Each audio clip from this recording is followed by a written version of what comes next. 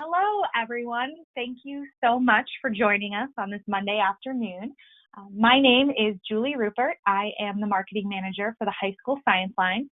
We are so excited to have you join us today for our at-home learning webinar, Modeling a Sneeze, Kinematics in Pictures, with Dr. Chris Moore. Christopher Moore is the Dr. George F. Haddock Community Chair in Physical Science at the University of Nebraska, Omaha, where he directs programs for pre- and in-service secondary chemistry and physics teachers.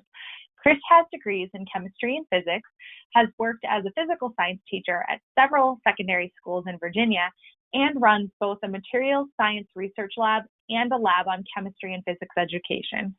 He is the author of books Teaching Science Thinking, Using Scientific Reasoning in the Classroom, and Creating Scientists, Teaching and Assessing Science Practice for the NGSS. He is also co-author of the curriculums Experience Chemistry and Experience Physics. Now, I have a few housekeeping items to get out of the way before we get started. All of you on the line, your lines have been muted. If you have any questions, please chat them in the question box. If they are questions about logistics, I'll go ahead and answer those during the session. But if you have any questions for Chris about the content of the webinar, we'll do a Q&A at the end, and I will read your questions out loud for you. So feel free to keep those coming. In the chat box on the side of your screen, you will see two links. One is for a YouTube video that is a demonstration from this lesson. You can click it now and save it or grab it later from our blog. Speaking of our blog, we will post a recording of this webinar in case you'd like to rewatch it or share it, along with the slides and that YouTube link again. You'll find that blog link in the chat box on the side of your screen. We should have everything posted at the end of this week. To sign up for more physics webinars, please keep an eye on that blog. We have 2 more this week. You can also follow us on social media on Twitter, Facebook, or LinkedIn. Now, with all of that out of the way, I'm going to turn it over to Chris. Hi, everyone, and thank you for coming to the webinar.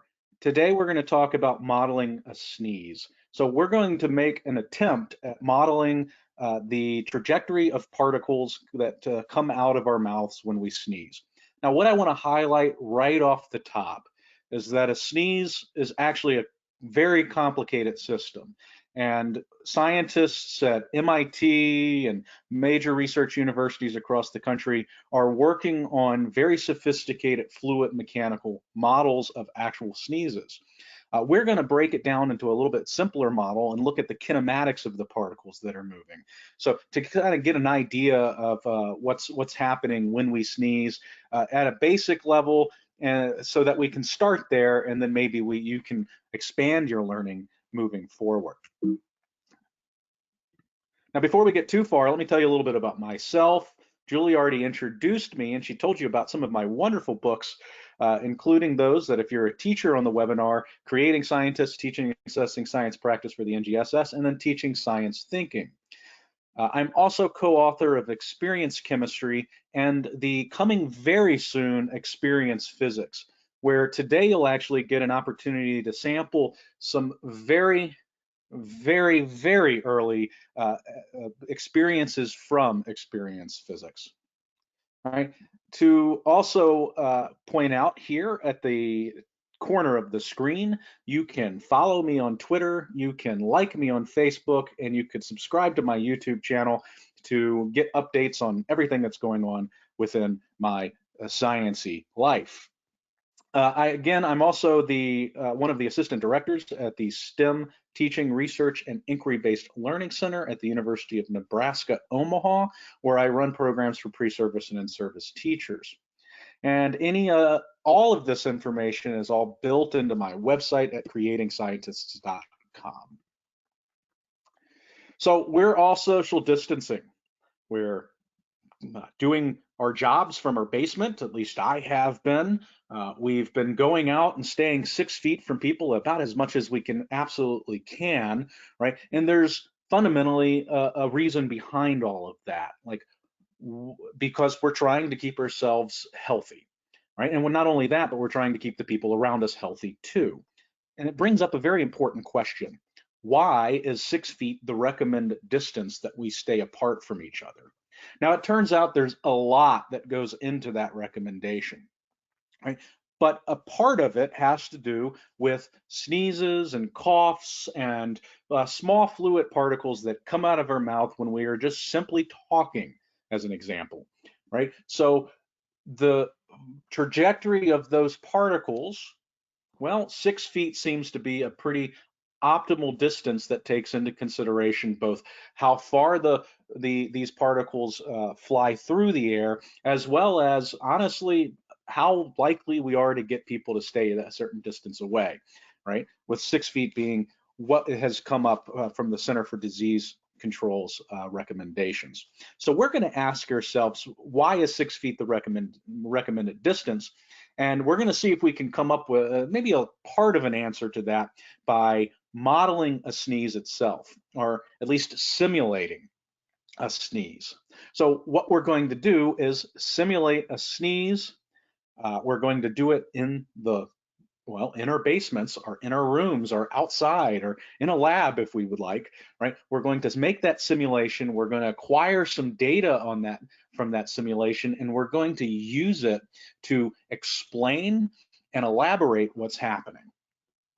Right? All of this is tied into the next generation science standards. In particular, we're going to be going through one where we're talking about Newton's second law and mathematical relationships that describe mass and acceleration of particles. Now, this is an introductory material that leads into that, because we're going to have some great questions by the end that can possibly be explained along those lines. So to begin with, we're going to explore. So you know, what we're working through is what's called the 5E curriculum model. The 5Es include engaging, exploring, explaining, uh, elaborating, and then evaluating. Those are our 5Es. Now, this is the model on which we've based our curriculums, both experience chemistry and the forthcoming experience physics. And there's a very key part to that we often sort of get lost, and we think is very important, and the research shows is very important. We're going to start off with an exploration. Before we start trying to explain anything, we're going to explore through a hands-on lab. So the very first thing you could do, now we can't do this with me today, but we can simulate it a little bit. If you were here with me, or we were able to meet face to face, then we would sit down with a spray bottle, some pieces of paper, and a little bit of food coloring, and we would do this all together. But what I'm going to do is demonstrate for you the exploration, and then after the webinar, or sometime next week, or just whenever you happen to be bored, you can gather up these materials and you can explore even further, because we will definitely have some more questions to answer by the time we are done today. So the first thing you're going to grab is a spray bottle, 6 pieces of paper, just regular pieces of paper that are about 8.5 by 11.5 inches in size, and then maybe a little bit of food coloring, and you can get away without the food coloring if you really need to. So you're going to take your 6 pieces of paper, you're going to line them up in a line such that they're butted up next to each other with the sort of wide ends together. And then you're going to put your spray bottle at the end of that line of pieces of paper, right? You can start to see what we're going to do. We're going to use that spray bottle to simulate a sneeze, and we're going to use those pieces of paper to see where our sneeze particles land. This is a good deal more hygienic way of making this investigation than actually having people sneeze all over you. So real quick, we're going to go through a short video. That video is going to show you in my basement lab, not a secret lair. Got to keep reminding myself that. My wife has to keep telling me that. We're going to look in my secret basement lab and see this experiment unfold. So I'm down here in my basement again, and today we're going to model a sneeze. So what I've prepared is 6 pieces of paper laid out here along their long ends, so that they just butt up against each other and go along the table in a line. And then the other thing I have is a regular spray bottle. You could get this at any home improvement store, any store really that's going to sell cleaning supplies. Now in that bottle, I've placed just some water and just a little bit of food coloring. That's going to be able to let you see the sneeze as it comes out of our spray bottle. The other thing that's going to be important is that little bit of coloring is going to get onto the paper, and we're going to be able to actually see where the sneeze that we're modeling went. Now, what I want you to be careful with is because we're using food color, it's possible that it could stain. So it's important to look at the type of food coloring you're using and make sure that it's washable. So here's a couple of things to keep in mind. What we're going to try to do is we're going to try to keep the spray nozzle such that it's shooting out horizontally in this direction. So for this particular bottle, that means I'm going to have to tilt it just a little bit so that the nozzle is now horizontal with the table. And then I'm going to try to make sure that I just tap the little handle there. I'm not going to squeeze it very hard because you're going to get a very fine mist, and it's going to be very difficult to actually measure all of the particles that distribute across the paper. So just a little small tap.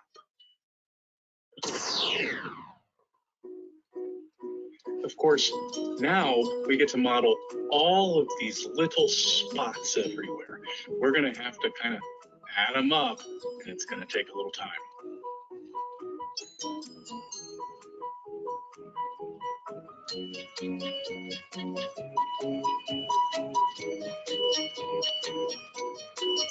So now I have my distribution. I've added up all of the particles along the different pieces of paper. I've gone ahead and written the number that I found on each piece of paper. And then what I can do is create a histogram. That histogram will show me about the average distance that these particles for my sneeze simulator actually travel.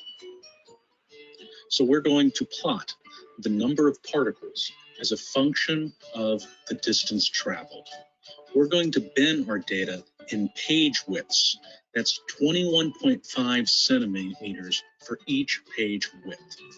And what we find is our data comes out in a beautiful distribution.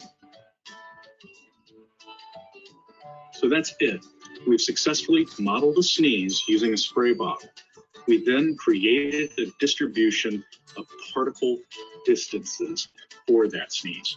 So now we can go through and analyze that data, see if we can maybe create a mathematical model. Now, that's actually more complicated than it sounds, but we can try. So let's look at the data that we collected. So once again, we laid out 6 pieces of paper. Each piece of paper is 21.5 centimeters in width, right? So that means that about 3 particles landed within 21.5 centimeters of the spray bottle, about 5 landed within 43 centimeters, 38 landed at about 86 centimeters, and another 25 at 107.5 centimeters. We can take that data and we can plot it in a histogram. And what that'll do is we'll see that nice spike in the middle, and that'll show us our mode. We can also use this data to calculate averages like the mean or the median. Now, what this shows us is that our simulated sneeze particles on average are traveling between about 65 and somewhere around maybe 110 or so centimeters. All right, so we've got a good idea about how these particles are flying through the air. Now, not all of them are going really far. Some of them are going even farther than this. Some are going about the center. Most of them are going at a certain distance in that range I just said, and then a few are landing much shorter. And if we look at an actual sneeze, where what we're looking at now is a photo from an MIT sneeze study, and that is an actual thing, an MIT sneeze study showing the trajectories of large particles within a sneeze.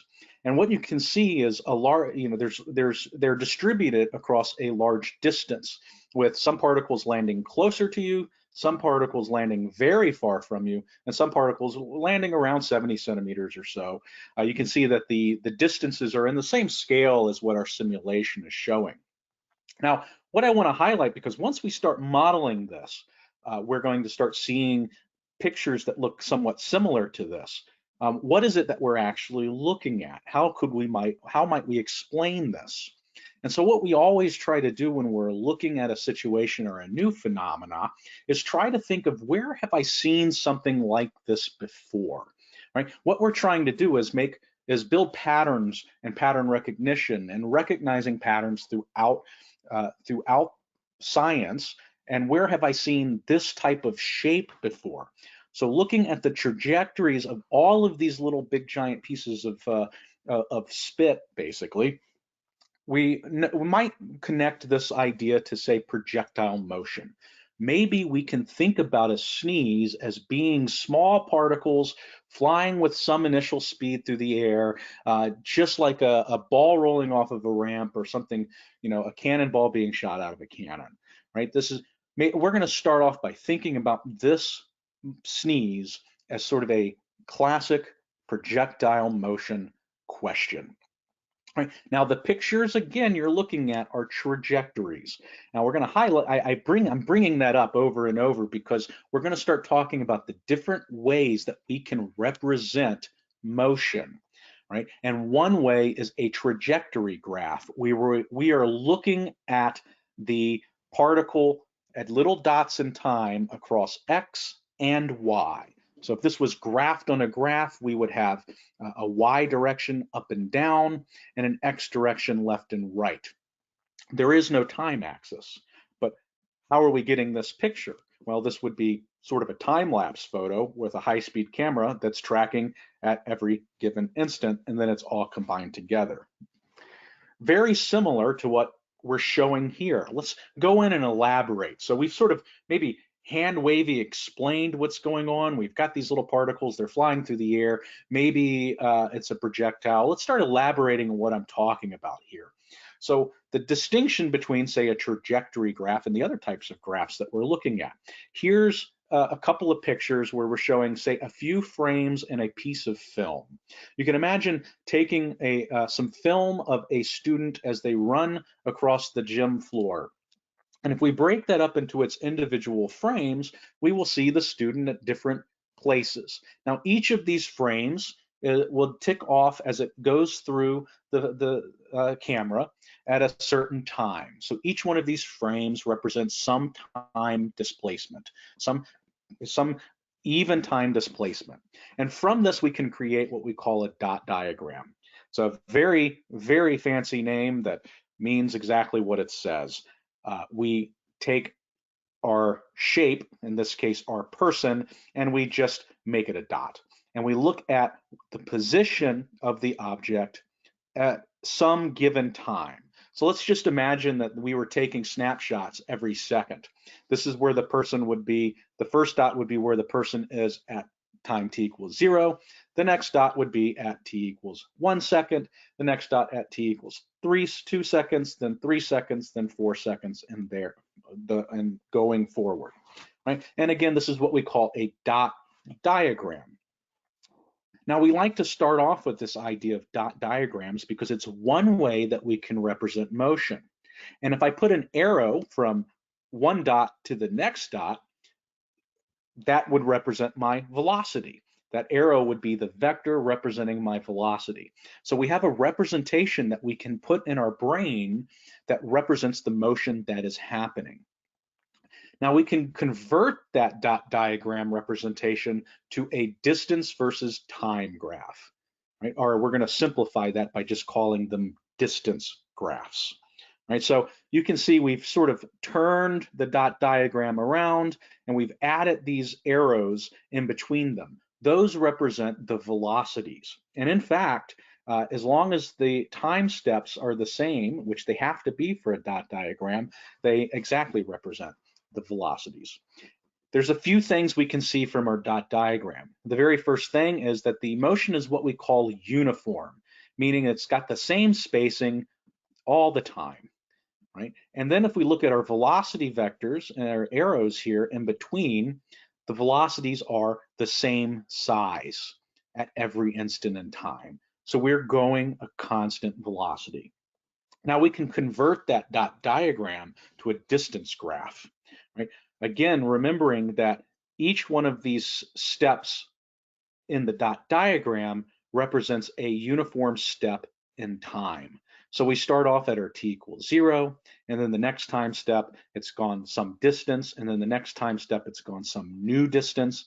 And what you end up seeing is that we have created a straight line in our distance graph. So uniform motion appears as this straight line in a distance versus time graph. Now, see the distinction here between the distance versus time graph and the dot diagram.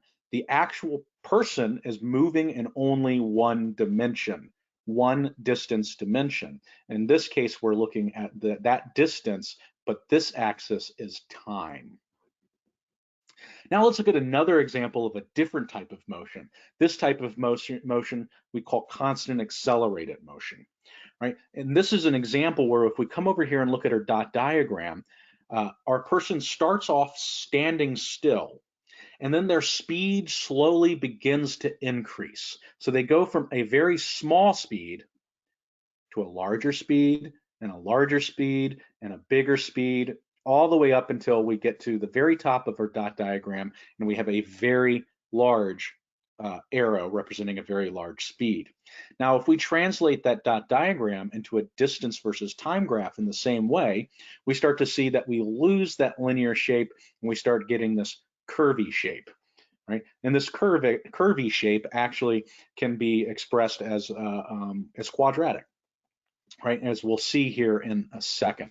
It's going to have a squared dependency on the time. Right? So that's an example of constant accelerated motion.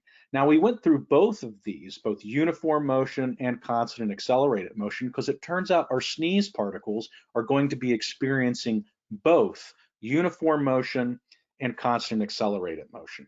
But we will need to make one more translation before we move too deep, right? Because we're representing our motion in terms of dot diagrams, we're translating that into graphs. Now what we need to do is translate our graphs into mathematics so that we can have an equation to work with algebraically. This is another translation from one representation to another representation. And we make this translation a couple of times, and then we can actually go backwards such that we could give you a mathematical equation and you could draw a dot diagram that represents it.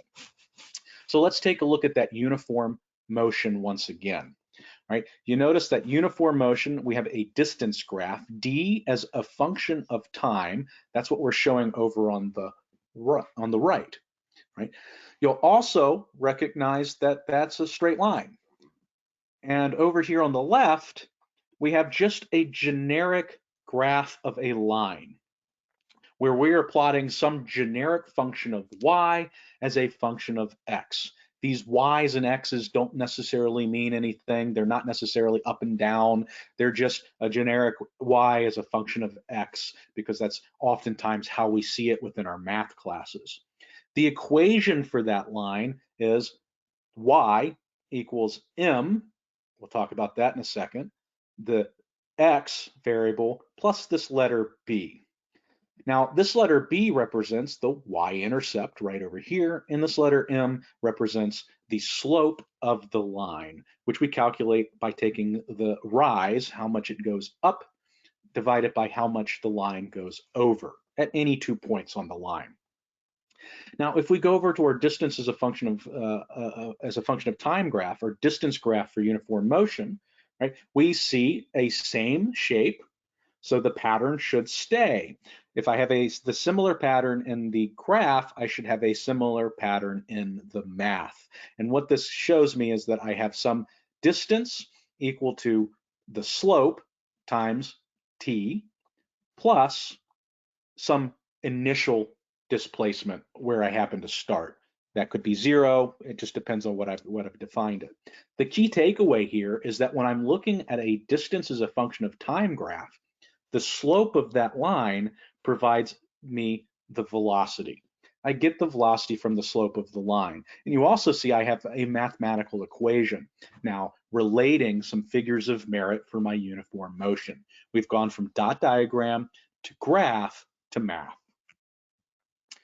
Now we can keep going. Let's plot the velocity for uniform motion.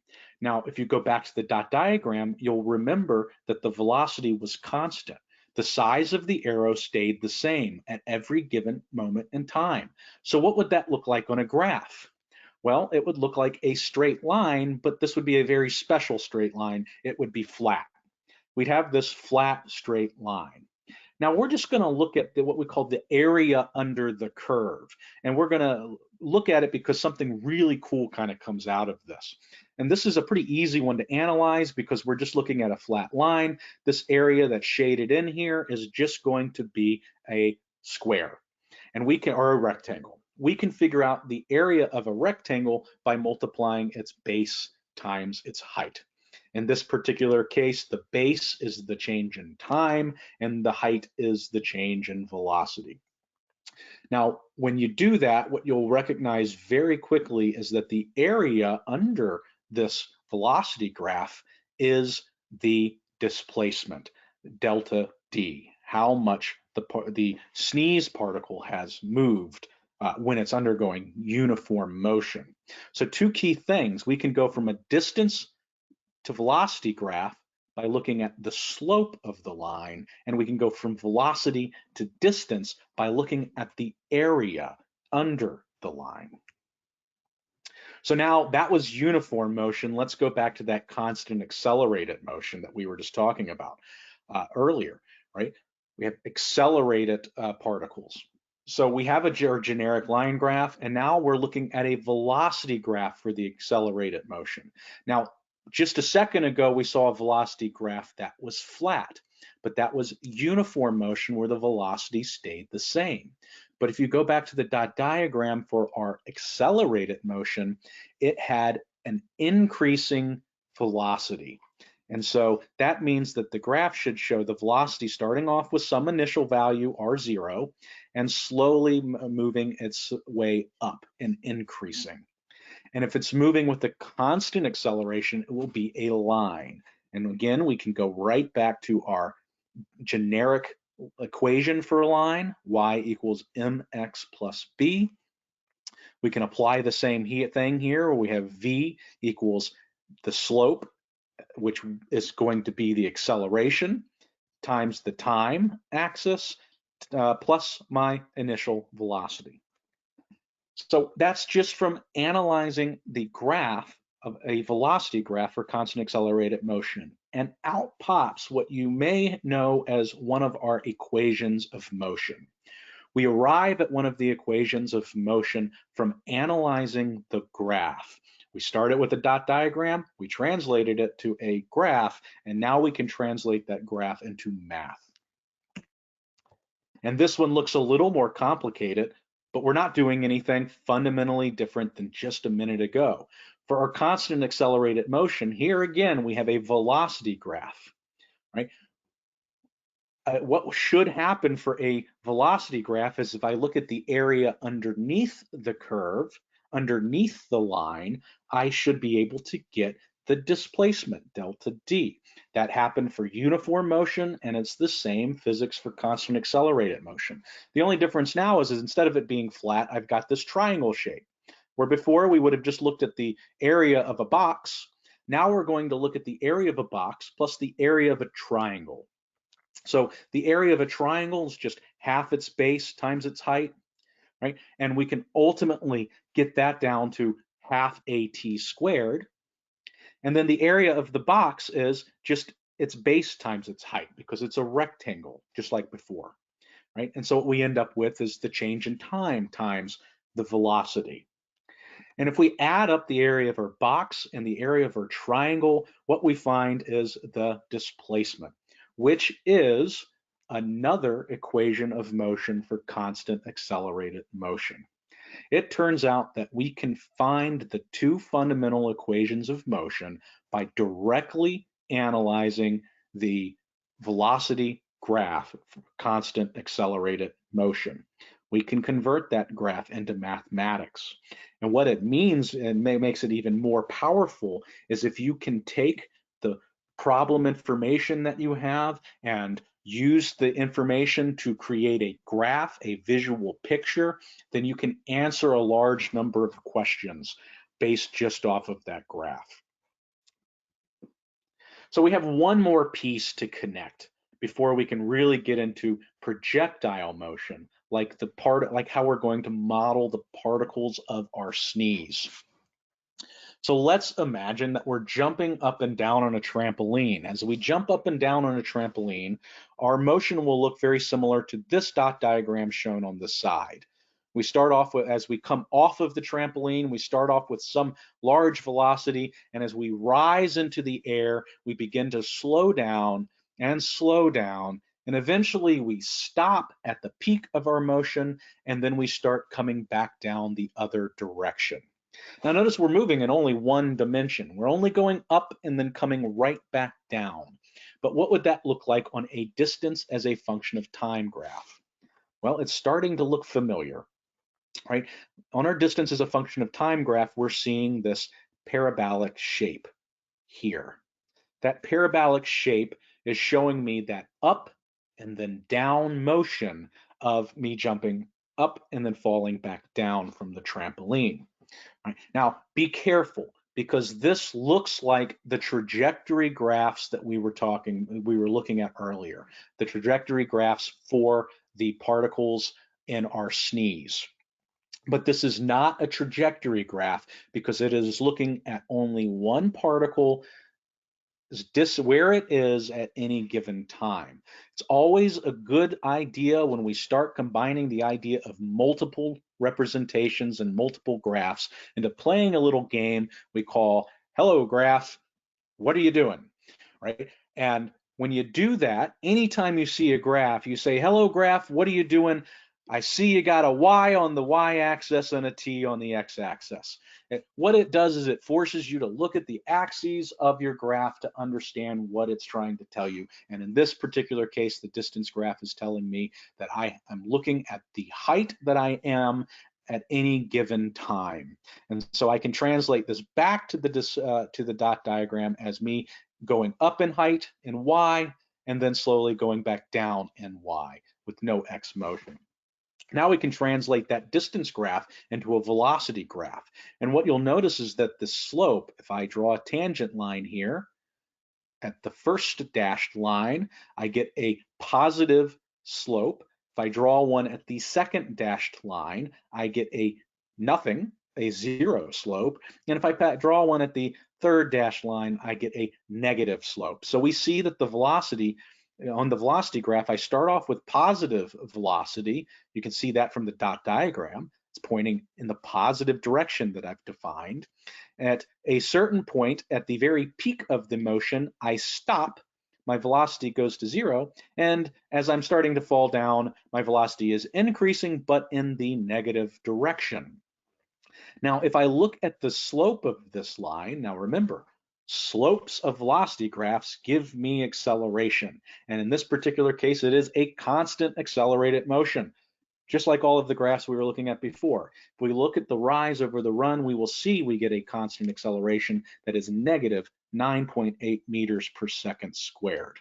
And you can see the negative happening here in the graph because it's pointing down.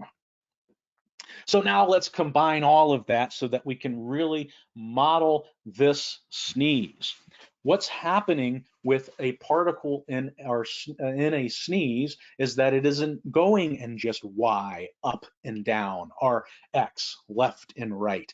It's traveling in both directions at the same time, right? So when we go back and we look at our trajectory picture of the sneeze, you see that it is moving throughout space in both the X and Y direction.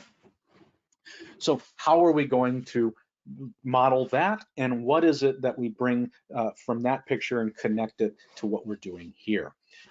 So let's just take the absolute most boring case we can think of, and that is shooting a cannonball from a cannon off of a cliff, right? What we're showing in the balls that are moving in this sort of half parabolic path is a trajectory. That's showing us the trajectory of the cannonball. So trajectories are two-dimensional dot diagrams. That's what a trajectory is showing me. It's showing me X and Y motion and then the individual dots represent, or the line or whatever it might be, the individual dots represent where the particle was within an even space of time. So trajectory graphs show us the dot diagram in 2 dimensions.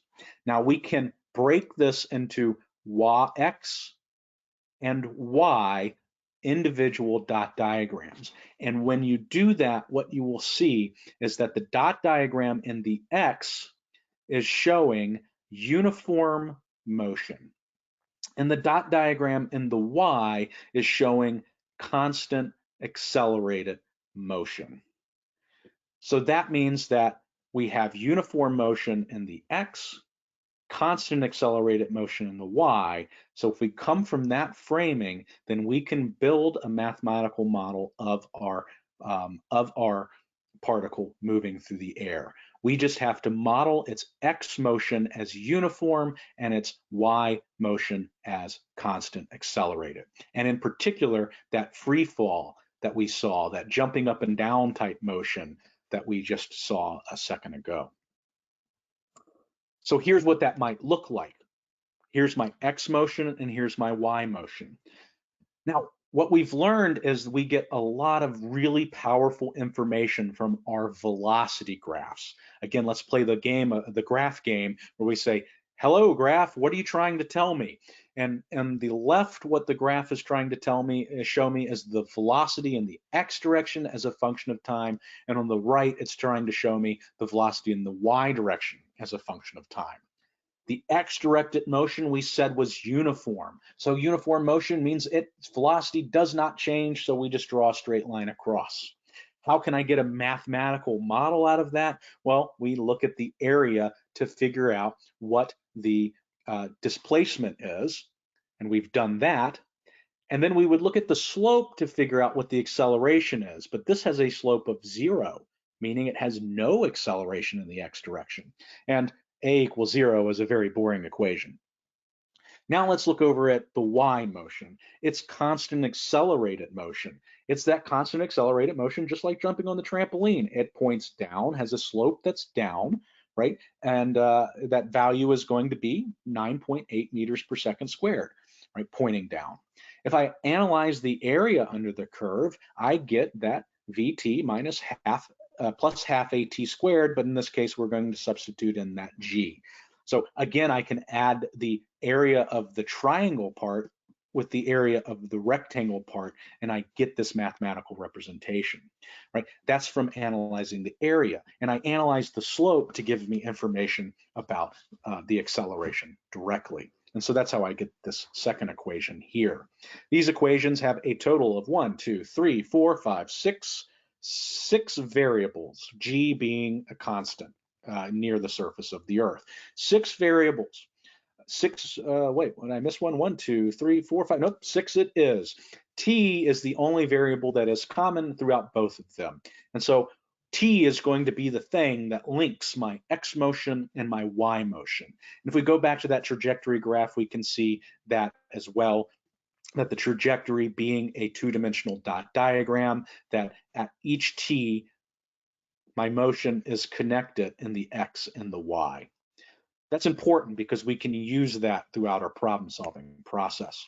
So now we're back, we have a whole bunch of information that we can use, because if we say, hey, maybe the sneeze particles are behaving like a projectile, a simple projectile being launched from a horizontal surface, and I put sneeze in quotation marks because I want to remind you we are simulating the sneeze by using a spray bottle.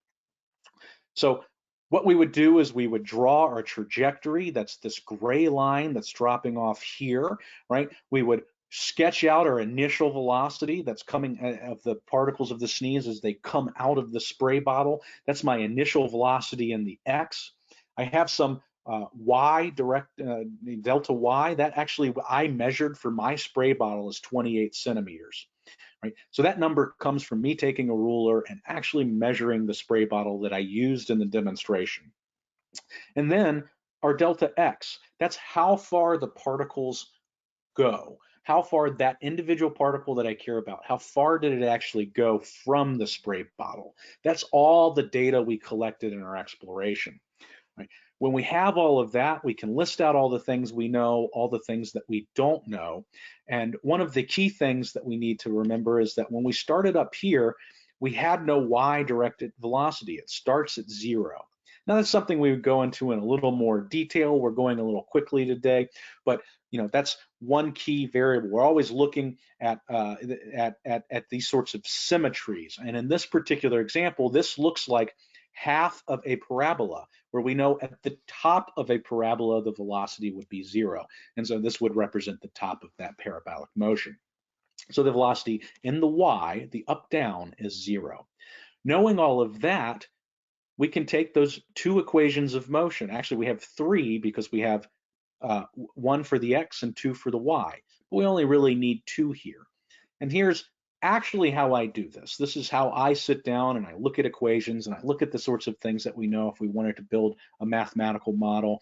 And I put a little check mark over the things that I know, and I put a little question mark over the variables that I don't know. And I do that for all of the different equations I might have. And once I've done that, I realize that if I'm looking for the velocity in the x, well, unfortunately, the first equation has another thing I don't know. But if I look at the next equation, I know everything except for that one thing, the time. So that means I can solve for the thing I don't know, one of the things I don't know, that's the time it took for the simulated sneeze particle to go from the bottle to the ground, right? And I can solve for that and get a number or get an expression, an equation. And then I can then plug that into the other one now that I know it, the first equation, and then solve for my velocity. And I get some result here where we can figure out what the velocity is. And this all started by looking at dot diagrams, moving towards creating a graph from that, and then getting these equations from the graph. And of course, we can also go backwards, just like I said. So let's go back to our data. We have data on how far these particles went. 3 of them went 21.5 centimeters, 5 of them 43, 13 of them went 64.5 centimeters around that, within a certain bin size, right? We can use that mathematical expression to figure out about how fast those particles might be going if our model is a valid one. If our model for the particles in our sneeze is a projectile. It can be modeled as a projectile problem. So we get velocities of 90 centimeters a second, 180 centimeters a second, 270 centimeters a second, all the way up to 630 centimeters a second, and probably even farther. I stopped there. There might be some dots keep going farther. There's a wall in the way. So in my actual experiment, so I'm not quite sure. Now, what this means is that when I look at this as a distribution, we see a similar distribution to what we saw when we were looking at just x, that we have a mode, that's this tallest peak, of 360 centimeters per second. Now, this range roughly correlates to about 8 to 10 miles per hour that the particle would need to be coming out of the bottle in order to hit at that distance. So we have a model here for the particles in our simulated sneeze. Now, something's missing, because if we go and we look at all kinds of different articles where they've looked at the actual speeds of particles in a sneeze, those particles end up going upwards of about 100 miles per hour. So we're seeing 10, and real sneezes are at about 100 miles per hour. So something's missing. Now, this is a key aspect of the scientific inquiry process that we go through. We've built a model based on a large number of assumptions. And anytime we're sitting down and looking at our model, we have to go back and think about the assumptions that we made. We assumed that the particles in our sneeze are behaving like cannonballs, right? So that we can model them as simple projectiles, right? We also scaled our whole system down. Instead of a 5'6" person, or a 6'2" person, we have a 28 centimeter bottle. That bottle is much smaller, and just scaling the whole system doesn't necessarily mean that the result would scale. So we have to be careful in thinking about our assumptions. So of course we didn't get 100 miles per hour, we got somewhere around the order of 10 miles per hour, but we have a system that is scaled down, give or take 8, 7 times. All right. Another key thing to think about, and part of the assumption that we were making, is that these particles were behaving like projectiles. And that means that the motion in the x direction would be uniform, and that the motion in the y direction would be constant acceleration. What I've done here is I've taken that picture from the MIT study to show you to highlight a couple of those trajectories. And what you can see is that they are not symmetrical. They're not symmetrical, meaning that the motion in the X, the left-right motion, right, is not uniform, right? And it's quite possible that there is not a constant acceleration in the up-down direction as well. And so you can imagine if you were a scientist trying to study a sneeze, you might start from the most simple model, which is a projectile model, only to come to the conclusion that yes, this is useful, but there are still very key questions that we still need to ask, such as what's causing that acceleration in the X, and what's causing any change in acceleration in the Y. And when that happens, we start realizing that there's all kinds of fluid issues because it's small particles moving through other small particles, in this case, the air. So we don't have a full picture of our sneeze. We can't really do that, quite honestly, with just an introductory physics class. But what we have been able to do is learn how to take an interesting phenomena, and a relevant one now for today in this last couple of months, and connect it to some very simple physics, right? More importantly, looking at the physics, we can show you a little bit about how we are approaching experience physics, because we are building that curriculum based off of what's called a multiple representations curriculum, right? Multiple representations model.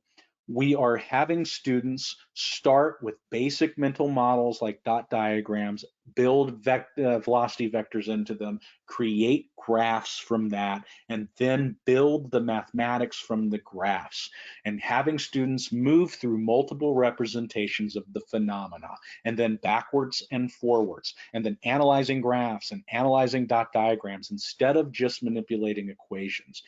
Because we know that when students just manipulate equations, they find an equation, they find a letter, and they plug in the number next to the letter into the equation without thinking about what's actually going on in the math. And we have a decade's worth of research showing that this multiple representations track actually leads to understanding as opposed to just algebraic manipulating.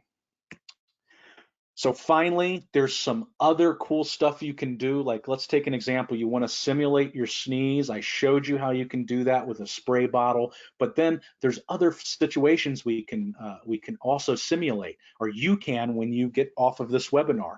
One of those is, how might a mask help? You can take maybe a piece of cloth and put it over drape it in front of your sneeze bottle and start squeezing and seeing how many particles manage to escape, right? You can look at different types of masks by spraying them. You can look at putting your hand in front versus putting it, into your elbow. All of these are ways that you can figure out maybe with the simulation what might be a way of protecting the sneeze from coming out and going everywhere. So here's a great takeaway for you. If you got to sneeze, you got to cough, cover your mouth, right? One of the main reasons why the CDC is now recommending that you wear masks when you're outside is not so much because it keeps particles in the air from coming into your mouth, but so that the particles in your mouth aren't going out into the air. And if most people around you are wearing masks, then that means very few of these particles manage to fly through the air. And that is all I have for you today. Julie may have some questions written down that she can ask. Yes, hi, everybody there in the audience. If you have any questions for Chris, please type them in the question box and I will read them out loud for you. Also a reminder, in the chat box, which is a little bit lower on the screen, we have a physics blog link where you can sign up for additional physics webinars or later get the recording for this one, as well as the model of a sneeze that Chris played. That's a YouTube link too, so you can click on that as well. But we'll give you a couple minutes to type in your questions. And if you don't have any questions and don't want to hear anyone others, thank you for joining us today, and I hope you have a wonderful, wonderful day.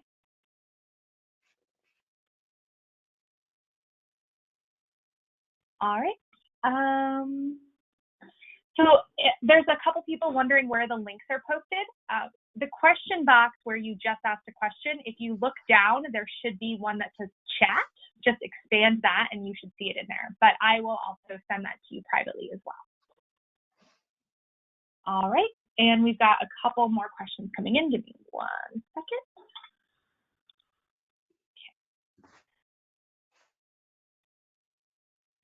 Is there any physics we can use to rationalize to a student the 2-meter distance? So that's a complicated question. The answer is yes. So these models are based off of physical models. So I believe what goes into some of the CDC recommendations and the World Health Organization recommendations come from some fairly sophisticated models of not just sneezing, but coughing and talking. There has been a good deal of work on this, and there's a lab at MIT that has been studying this for years. They've actually been looking at combining physics aspects and disease transmission. So it's made up of a combination of things, but ultimately, yes. Now, the reality is, for an example, a sneeze, the particles in a sneeze can actually go quite a bit farther than 6 feet. And which is what a large number of actual empirical data shows us, where we actually take video, and when I say we, I mean scientists, I don't mean me. So we're clear, I don't do this for a living. I don't study sneezes for a living, but there is empirical studies that show sneezes going much, much farther than 6 feet. And the particles actually hovering in the air for quite a bit longer than we ever imagined. One of the reasons is because you essentially have 2 fluids. You have the fluid from the sneeze and you have the fluid from the air. Air is filled with water and nitrogen and oxygen. And so there's a buoyant force that the particles of the sneeze is going to experience, right, which is going to leave them hovering in the air longer than we maybe thought, maybe 10 years ago. And so in some ways, what the physics will tell you is that 6 is too short, right? So if you want to rationalize the 2-meter distance to a physics student, right, the physics actually shows that 2 meters is probably too short.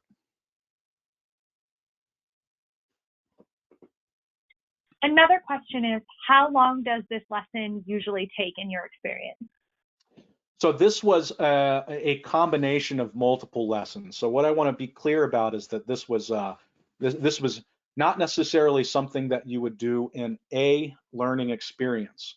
We did it very quickly because we're doing it as a bit of a model. So the students that are on the webinar, we're assuming are at the end of a semester, or their end of a year and at their high school, which means they would have looked over motion for quite a bit many, many months ago. And those of you that are teachers, we're modeling sort of in a very truncated way, kind of how the curriculum progresses out. So this actually, what I went through was 1D motion and 2D motion very quickly, but all tied to a phenomena.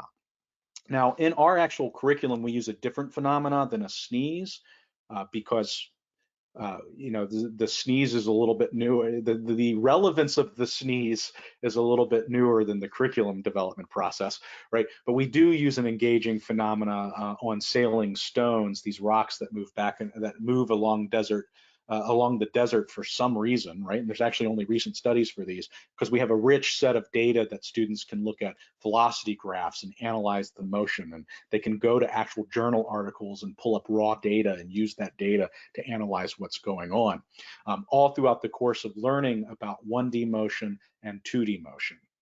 So this is over the course of what we would say is like about 3 learning experiences, which could be possibly about 3 or more days of actual instruction, maybe 4 days of instruction.